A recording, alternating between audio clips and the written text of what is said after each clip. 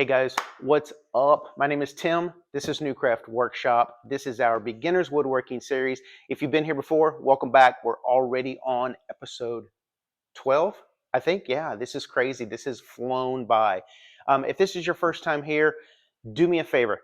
Go on down there right now, click that subscribe button and turn on those notifications. This is a great little series that we've got going here. The community is really interactive. There's always tons of comments down below, tons of suggestions from people that are in the community already, and probably some of you guys are more experienced and more knowledgeable than I am, and I appreciate every single comment that comes through down below, positive or negative. I respond to everyone. So click that subscribe button, turn on those notifications, and join us every other Friday. So before we get into our builds today, two quick things. One, first off, hey, I'm sorry I missed you guys last Friday. I was on vacation. I needed a few days. We got out of town and went and watched some college football. Time to open up some whoop-ass. And back at it now. So couple quick things. Every episode when we do one in this series, we ask you guys for a certain amount of likes, a certain amount of comments, and a certain amount of subscribers. If we meet those goals, I give away a shop tool valued between like 30 and 40 bucks. We blew it out of the water last time, so thank you guys so much.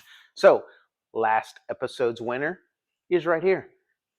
You've got till Sunday evening to reach out to me. Hopefully you are a regular watcher of this series and you're seeing your little comment right here.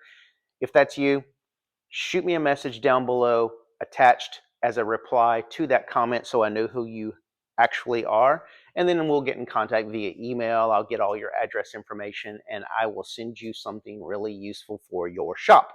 So item number 2. We are going to do something a little different in this episode, and we're doing it because you guys have suggested it, and I think multiple people want to see something like this. So today, we're going to do 2 builds. We're going to do a build that's functional for your house, especially if you have a home office. Project 2 is a seasonal build. We're going to start building some decor as we get into the Thanksgiving, fall, and Christmas season. Every episode, we're going to have at least one seasonal build.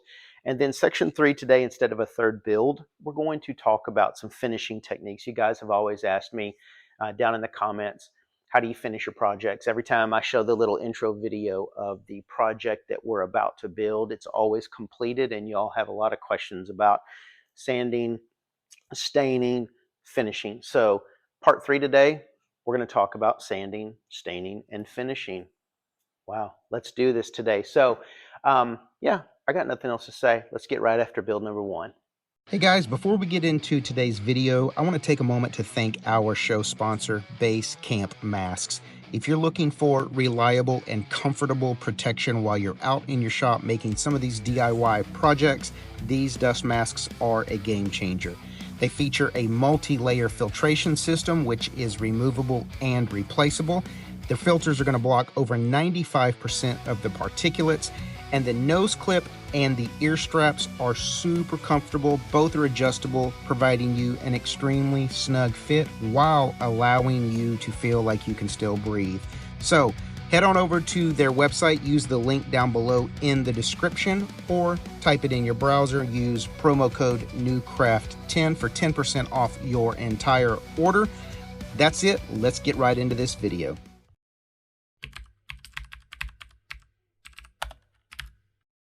Okay, so build number 1 is this little monitor riser that we've got the laptop under that you just saw in that little intro video. Now, the thing with this is completely scalable. Like I tell you guys all the time, we do bare bones here, and you are going to, what is it? Make it your own. Today, the one we are building is designed to hold a monitor and slap our laptop underneath, but you could make this thing a little bit taller, put this under your bathroom or kitchen sink in the cabinet, and use this for storage for your cleaning supplies or your beauty supplies or whatever you might have down there. So let's get started, as always, with our cut list. This is going to be a very easy build as far as the cut list and the tools required. We are going to do something different today. I'm going to show you guys a little bit of sanding And I'm actually going to use a hand tool, which some of you guys have suggested that I do here on the channel, because I know not all of you guys have power tools. So back to the cut list. We are going to need a 1x8. This is cut to 18 inches long. We are going to need 4 inch and a quarter. If you don't have inch and a quarter, you can use inch and a half, 1 inch, whatever. Dowels, these are cut to 4 inches long. And then we are going to need some 3/8 inch dowel. This dowel is strictly going to be to plug up our holes after we pre-drill and countersink. We're going to try to make this project a little bit more elevated today as far as your skill set. You guys can handle this. I know you can. So that's your cut list. Let's get on with our tool list. Very limited tools here. We are going to need our drill, and we are going to need a 3/8 inch drill bit. This is going to be what we start our holes with when we are going to install our legs from the bottom. We're going to need our driver with some inch and a quarter, inch and a half long screws, and we are going to need some wood glue to get our dowel into place. So that's it. Let's get to building. So this is going to be a pretty quick, easy build, but we're going to add a couple steps. We're going to hide our screws, because if you're putting this out somewhere or you're going to paint this, we don't want to leave the big hole in the top where the screw is. We don't want that exposed. So inch and a quarter dowels. We're going to basically mount these 4 on the edge, and we're going to screw them in from the other side. So the first thing we need to do is we need to figure out the center of our dowels. I know the center of mine, but you might be using a 1 inch dowel. You might be using a 1.5 inch dowel. We just need to know the center. Inch and a quarter. Mine is going to be 5/8. So we are going to, if I could find my square, we are going to come in 5/8.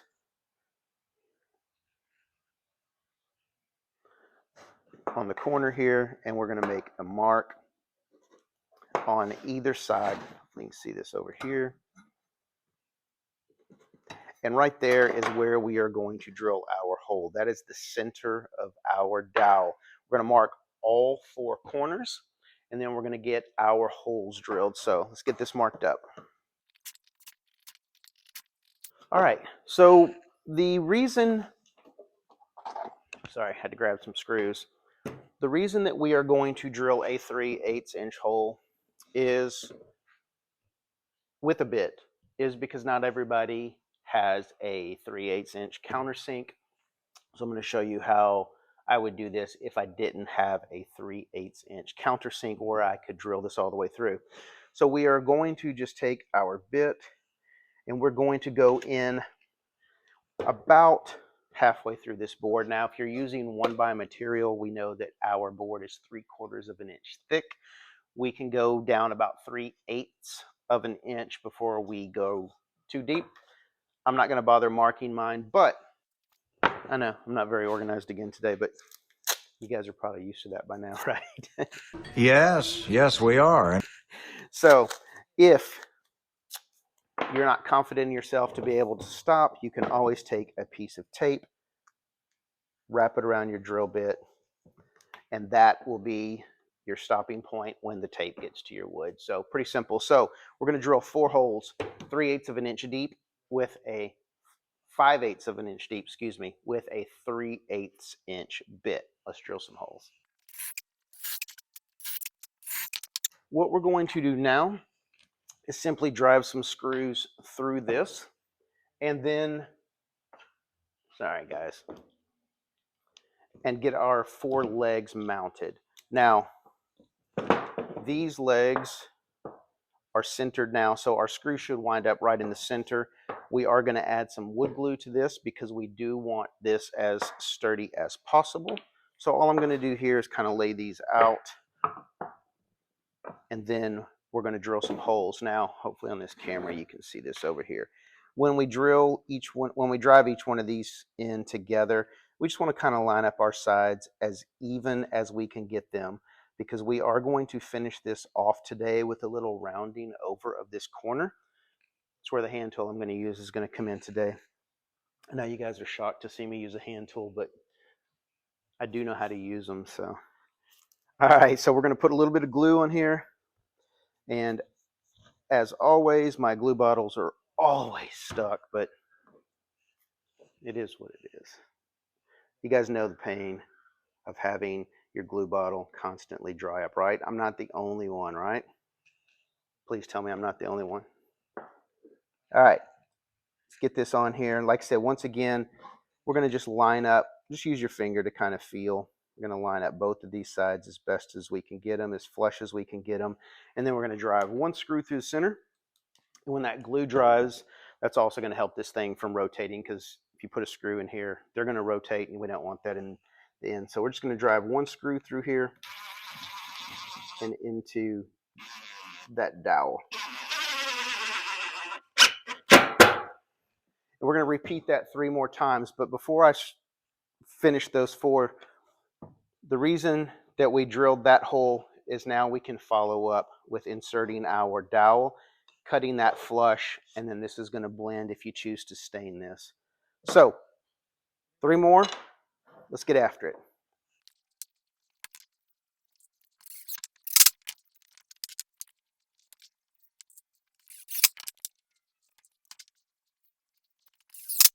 We've got our 4 feet on, and we have our screws driven in. Now,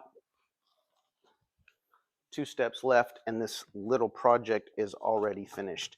So, first thing we want to do is we want to get some dowels cut in here. Now, I am going to simply glue these in place, and then we'll cut these off after the glue dries. We also want to round over these corners to match, let's look at it over here, to match this curve of the dowel. Now, I could just sand this until it's rounded over. I could run it over to my router table. I know not everybody out there has a router table. So first thing we're going to do is we're going to take our saw and we're going to cut off the majority of this with the hand saw. That's going to make it a whole lot easier to sand this because there's going to be less material to remove. So I'm using this really cool Japanese pool saw. If you don't have one, seriously, grab one. I know it's that time. I'm going to tell you.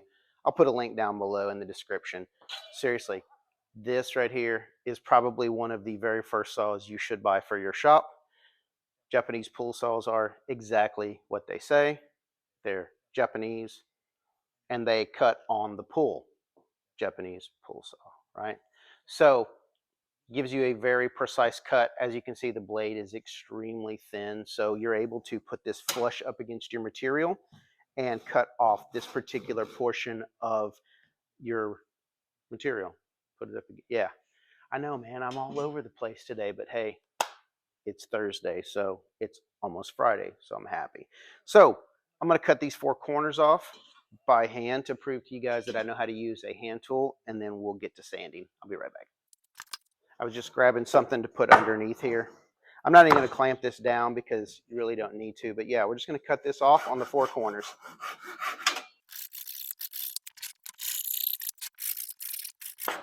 And maybe I should have clamped this down, right? We've got our 4 corners cut off now. I'm going to grab the sander and we're just going to round these corners off. If you do not have a power sander, an orbital sander, whatever, this is still something that you can knock out by hand now that we've removed the majority of this material. But as always on this episode, this series, this channel in general, I'm going to use my power tools. He's a phony! Lousy cheater! $50 for a decent orbital sander. Get one. All right, let's sand. All right, corners are rounded over. Hopefully you can see over here. We've just sanded this, rounded over. It doesn't have to be super precise. We just want it to kind of mimic the roundness of the dowel. So next step, we are going to put some dowels in here. We're going to glue them in place. Once the glue sets up, then we can come back and trim them flush. I'm actually going to go ahead and cut these about, I don't know, 3/4 of an inch long each, and then we can glue these in place. I'll be right back.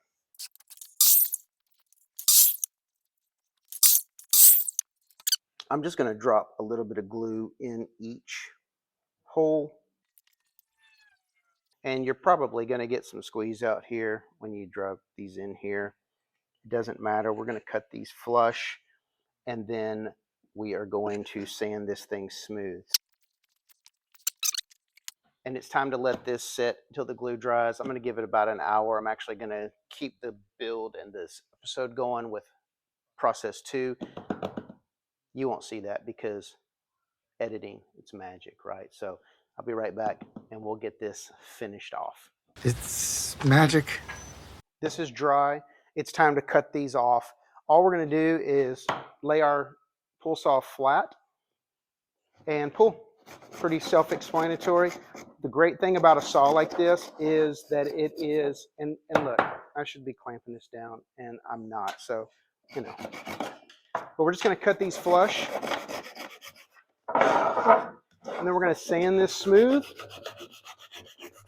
And then this project is done.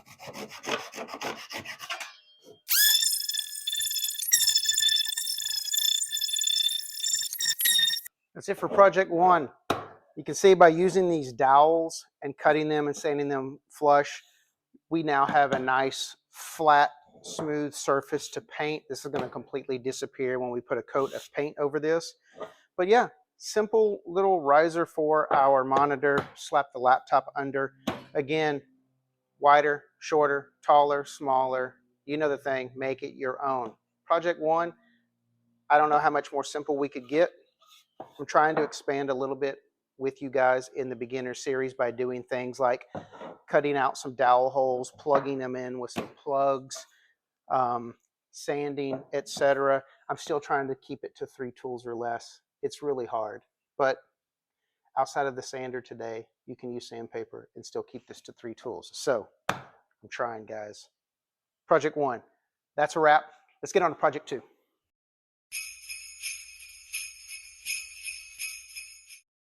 All right, project 2. This is that cool little Christmas tree you just saw in the intro videos. Kind of cool. Yeah, I think so. It's made out of 1x4 pine from the big box store, like most of the projects we do here on the channel.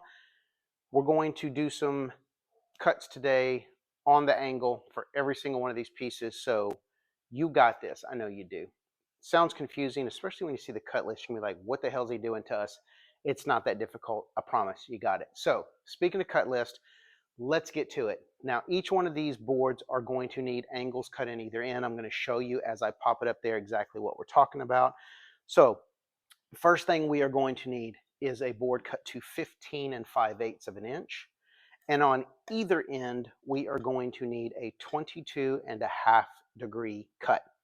The 15 5/8 is your long side, not your short side. Make sure that we stick to the correct measurements on our lengths, or your tree is going to end up a little bit wonky, and we don't want that.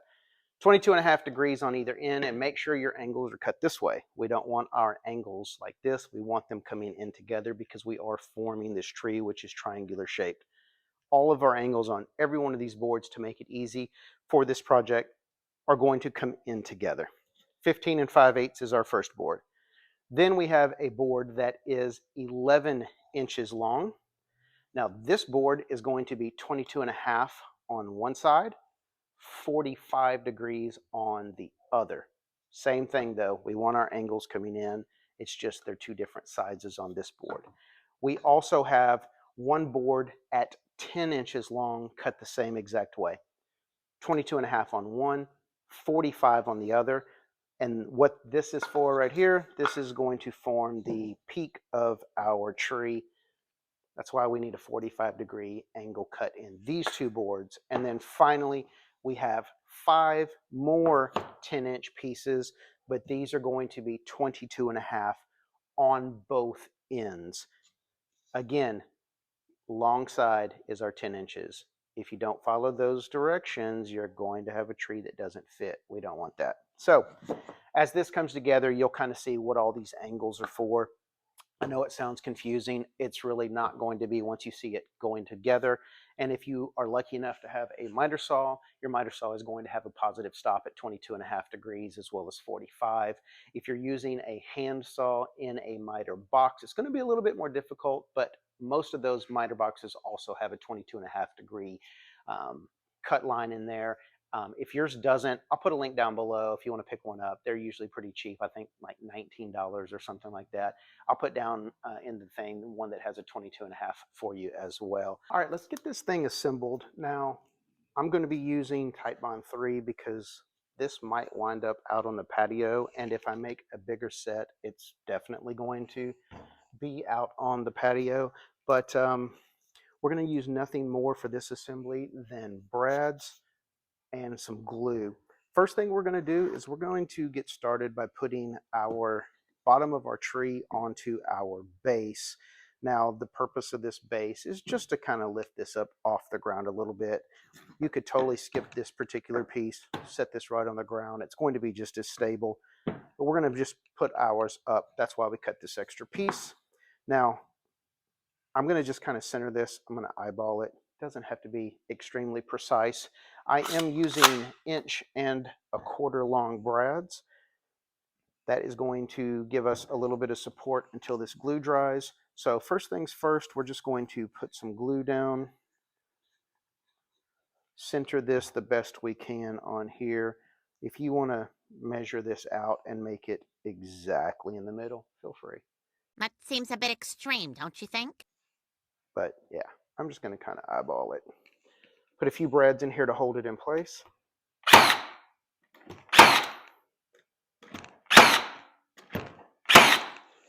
And as I tell you guys all the time on this series, the glue is going to do all of the holding once it's dry anyway. So brads are just to hold it in place till the glue sets up. Now, the second piece we want to put together is going to be our two pieces with our 45-degree cuts. The reason we want to put those together... I screwed up. And guess what I just did? I'm actually going to leave this on camera so you guys can see that I actually just messed up. I put the 45-degree board that I had setting out on the bottom. So guess what I'm going to do? I'm going to leave it on there. And I'm just going to run over to the miter saw real quick and make this 22 a 45. It happens, man. I'll be right back. What can I say? So next thing we're going to do is we're going to put these two pieces together. These are going to form the top of our tree. And we want to get this put together before we start putting our side pieces together because it's going to be easier for us to line everything up. So same thing, we're going to put just a bead of glue right here. And we're going to put this together and tack it in place. A couple brads, more than enough to hold this in place. Top of our tree is assembled. Base of our tree is assembled. The next piece that we need to put on are going to be these two right here. The reason we're doing it in this particular order is because when we go to put these in next, it's going to allow us to make sure that we have everything lined up, centered, allows us to play a little bit with this board to make sure our overhang on here and here is somewhat even. Again, this is kind of rustic, so it doesn't have to be super precise, but we definitely don't want our tree winding up looking like this, right? So that's why we're doing it in this order. Do it in your own order. Again, what do we say? Make it your own. This is my version. Show me your version. Yours might be better. I've seen some of y'all's work. Y'all have emailed me some pictures and sent them to me on Instagram. Some of you guys do some really nice stuff. So as a matter of fact, I stole somebody's idea for a napkin holder that we made on one of the beginner series. His looked way better than mine. So I copied his and made one, and it's right here, this one. Check his build out. Super nice. Maple and walnut always goes great together. He took the napkin holder we did, made it his own. Look at that thing. Freaking cool, huh? All right, let's get this tacked in place. All right, now that we've got these two pieces assembled, as I said, now we can take these pieces and we can put these in here and kind of get everything lined up as close as we can get it. And we're going to just glue and tack this in place. Now, if you're working with 1x4s from the big box store, be prepared for things like this. This is what happens, but we can straighten that out by pushing this down, gluing this together, tacking it in place. It's going to help. So as you can see, it looks like we're about at a 3-inch overlay of these pieces. Doesn't have to be precise. Remember, this is going to be rustic, and this is something that we're not worried about precision on. So we're going to glue and brad these in place, and then we'll glue and brad the top in place, and this cool little Christmas tree is finished. So let's do this.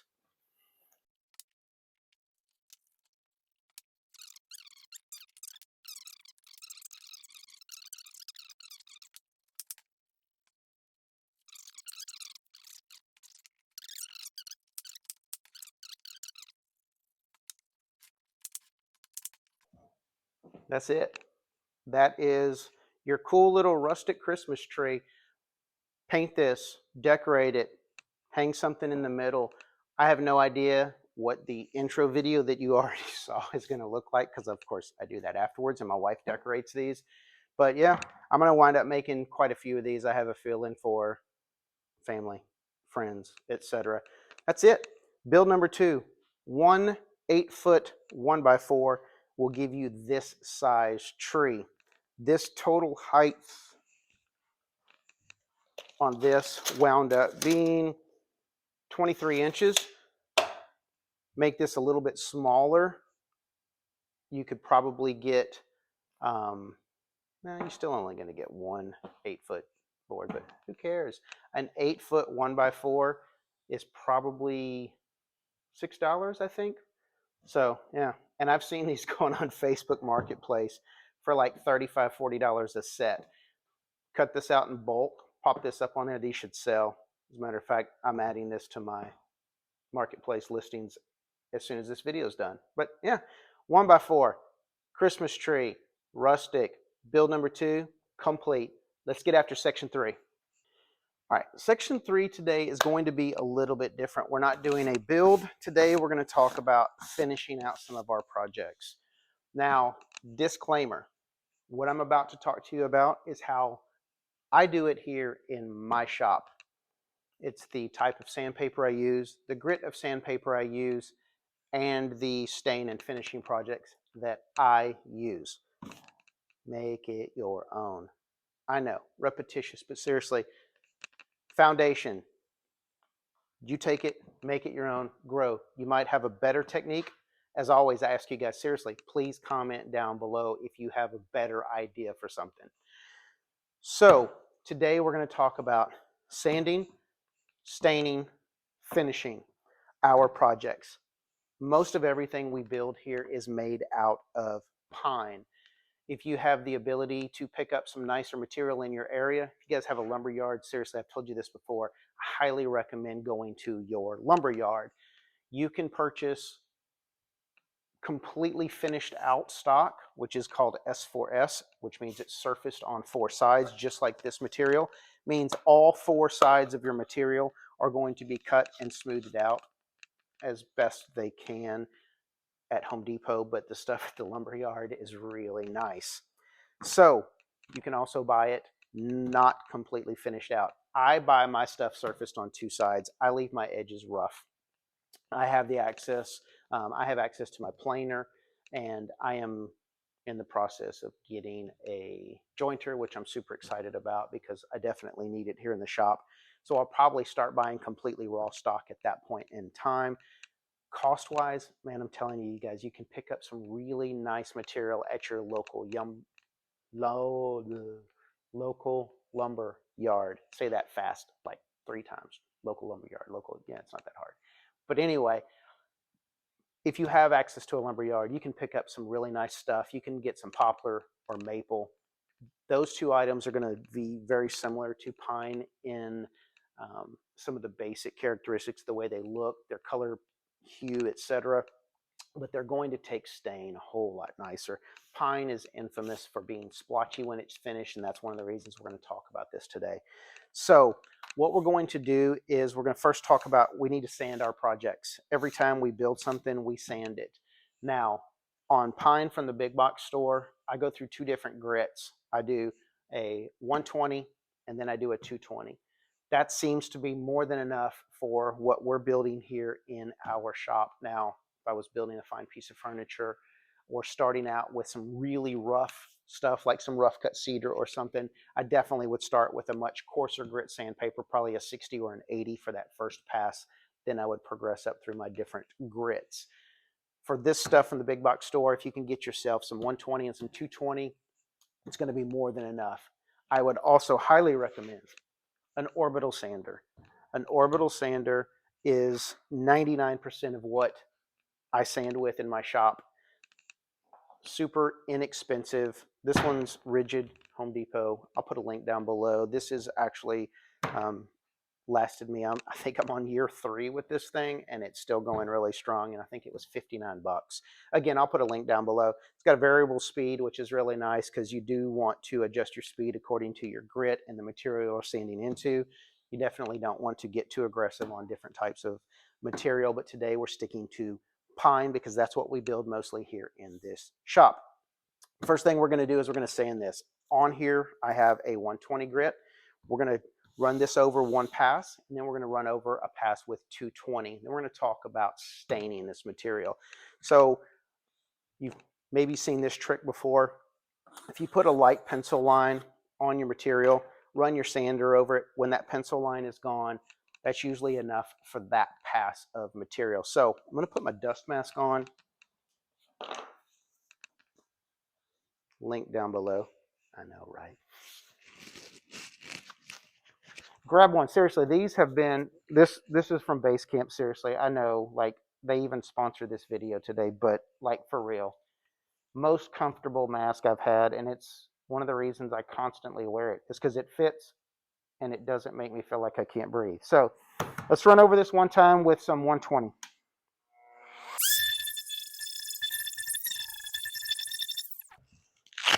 Now, hopefully you can see this on camera, but pencil lines are gone, and the feel, the texture of this has already changed tremendously.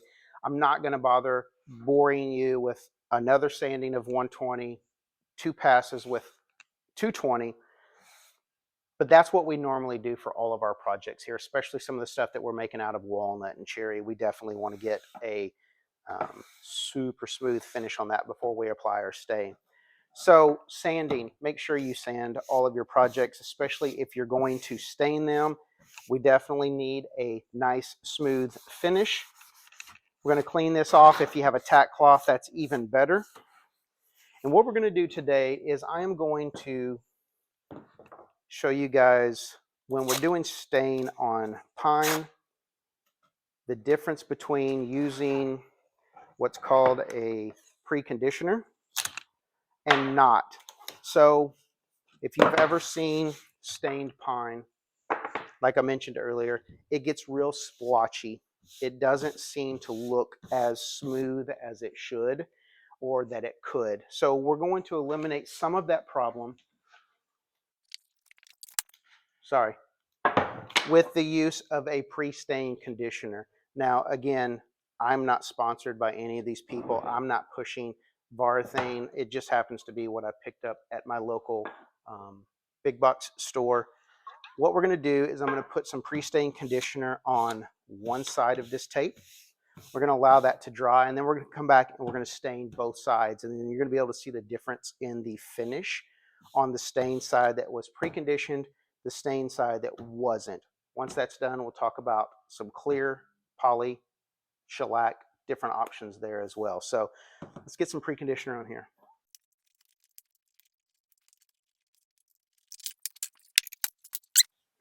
I put on things like my pre-stain conditioner and my polyurethane with a brush. For pre-stain, I use these cheap disposable brushes because honestly, it doesn't need, you're not worried about it. This is going to get soaked up by the wood anyway. Polyurethane, I'm going to spray most of my projects with poly. I'm going to spray, but I do like brush polyurethane as well, but I'm definitely going to use a much nicer brush than this. So all we're going to do here is we're going to just coat one side of this with our pre-conditioner. And as you can see, this goes on with a little bit of a tint to it, and it's going to dry clear.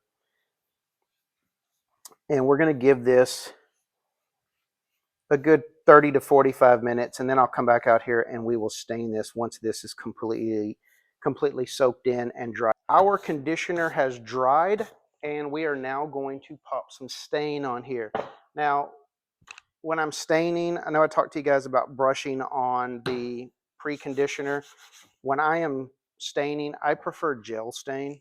It's thicker and it's easier for me to put on. I just prefer gel. If you've never used gel stain, I'd say get yourself a small little container, give it a shot. I think you're going to like it. It's great, especially on vertical surfaces. I put my stain on with a rag, and today we're just using a really dark walnut. No big deal. I'm just going to run a nice heavy coat of this on both sides. I'm going to immediately wipe it off. There's no need to let this set and penetrate too long. It is a really dark stain, and it's going onto pine, so it's going to get soaked up pretty quickly. And then once that stain dries, we can take a look at the difference between the side that was preconditioned and the side that wasn't. And God help me if it doesn't show up on camera. It's going to suck. So, all right, let's get this stain put on. Again, I'm just going to kind of rub this on, just using a rag. We're going to put this on and both sides, and then we're going to get a clean rag and wipe it off.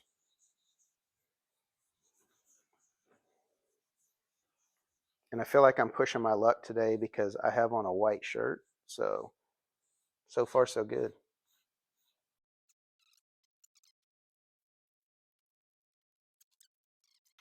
I can absolutely see the difference, and I'm hoping that it shows up here. This has got some splotches in a couple places. Now, a lot of this, of course, is grain pattern as well, so different grain is going to take the stain differently. But if you look along the bottom where this grain is pretty consistent across the entire length of this board, this side is a whole lot smoother and cleaner looking. Like I said, I can see a pretty good splotch right here and a little bit coming around the end, and I really hope this shows up on camera. Preconditioner is definitely going to be something I would recommend every single time you are using pine. Other types of wood are not completely necessary, although pre-stain is not going to hurt if you're putting it on anything. But again, I hope this shows up. This is really a noticeable difference here in these two sides. So yeah, pre-stain versus not stain. Now let's talk about finishing. I use almost exclusively polyurethane. I also do use shellac. I also do use some rubs. Butcher's block conditioner, although it's made specifically for butcher's block. If you're making an indoor project, especially a project for your kitchen, a finish like this is wipe on. It's not going to be a permanent. You're going to have to reapply this regularly, especially if it's an item you're using. I use this on cutting boards as well. This is something that you're going to have to apply regularly to your material. I like to spray. This is clear lacquer. I think I've got some polyurethane as well. I prefer, any chance I get, I prefer to spray, mainly because of cleanup, if I'm being honest with you. But we're going to put an extremely light coat on when we are spraying. We're not going to try to saturate the board. It's going to be much easier to get a really good finish if we do 3 or 4 really light coats and sand in between, as opposed to trying to just slap this thing on here as thick as we can and hope it turns out well. So we're going to put on a really thin coat of lacquer. I know that this particular mask is not rated for lacquer, but anything helps. And this is going to be such a quick thing. 99% of the time, and I would highly recommend this as well, do your spraying outside. I'm going to just spray such a light coat on this that I'm not worried about it. I am going to wear my mask though.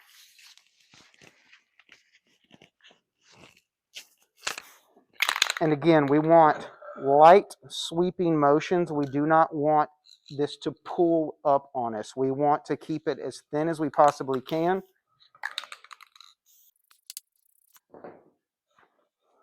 Now, on camera, I know this is not going to show up quite yet, but you probably can't even see, even by me standing here with the naked eye, I really can't even see this first coat on the wood. I can on the tape, but on the wood, it's really, really light. Now, when this dries, which this is going to set up in 30 minutes, when this dries, we're going to put our second coat on, and when that second coat dries, we are going to go over this with some 220 sandpaper. In between each coat thereafter, until we achieve the finish we want to sand in between. Finishing is a process. Finishing takes a while. Whenever you see something that has a mirror finish, high-end pieces of furniture example, you can rest assured that they spent twice, 3 times as long finishing that piece as they did manufacturing it. Finish takes a long time. Now, that's not including bulk manufacturers who send everything through assembly lines and rush the product. But anything handmade with a really quality finish on it, the finish is going to take a lot longer. So let's give this a minute to dry. I'll come back in here. We're going to put another coat on, and then once that is finished, I'll pop back on camera and we'll do a little light sanding on this. All right, our coat is completely dry. I'm going to take some 220, and yeah, I don't have a sheet, so I'm using a round disc for my orbital, but we're just going to go really lightly over this. You don't want to sand the finish off. We just want to rub across and kind of take some of the roughness of our spray off. And because our spray is dry, we can actually just take our hand and kind of feel it, make sure it's nice and smooth. We just want to get some of the roughness, bubbling, whatever you want to call it, from the spray. And then we're going to just wipe it off. If you have a tack cloth, use a tack cloth. If not, just wipe it with a rag. And we're going to put another and our final coat on here. Once that dries, I'll show you guys what this thing looks like. So one more coat. All right, I think like even from this camera over here, you guys can probably see the massive difference in a finished piece versus an unfinished piece. The sheen, I don't know how well that's going to show up on camera. Hopefully it does. This is a satin finish. Of course, high gloss if you want a really gloss, flat if you don't want any. But just the difference in the color and the hue and the way that the wood looks once we get a finish on it changes things up tremendously. So I have a couple things I would like you guys to do for me. Let me know down in the comments what you guys think about maybe every other episode, instead of 3 builds, we do 2 builds, and then we talk about something like this, or we talk about some different techniques. Maybe we can discuss paint, different painting options that we use here on our projects, maybe joinery, different types of fasteners, something similar to what I was doing in the intermediate series, but on a toned down, more basic version, kind of like we did today. If you want to finish your projects out and make them look really nice, you don't need a lot of fancy equipment. You don't need much. I would highly recommend getting a pre-stain conditioner. Get yourself a really nice selection of the small cans of stain, some disposable paintbrushes, some terry cloth rags that you don't care about throwing away, some disposables on that end as well. And then I prefer spray. I used lacquer today.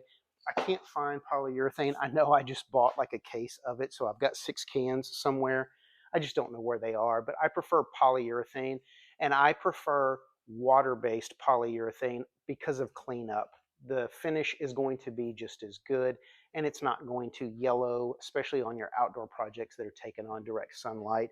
Oil-based projects, oil-based products will tend to yellow slightly over the years.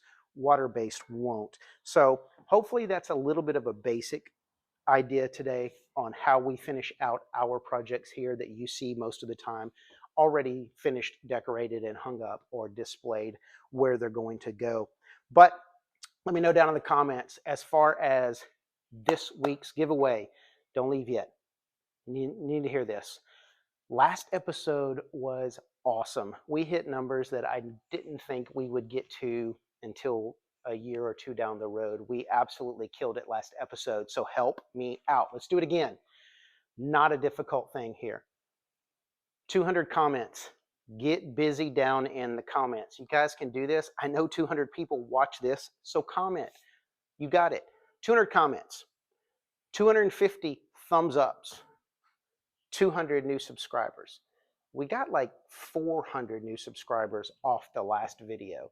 It was our best beginners yet, and I really do appreciate everything you guys have done to support us so far. So that's it for today. Hit those numbers. Let's give away something next episode. That's all I got for you. We'll catch you guys on YouTube.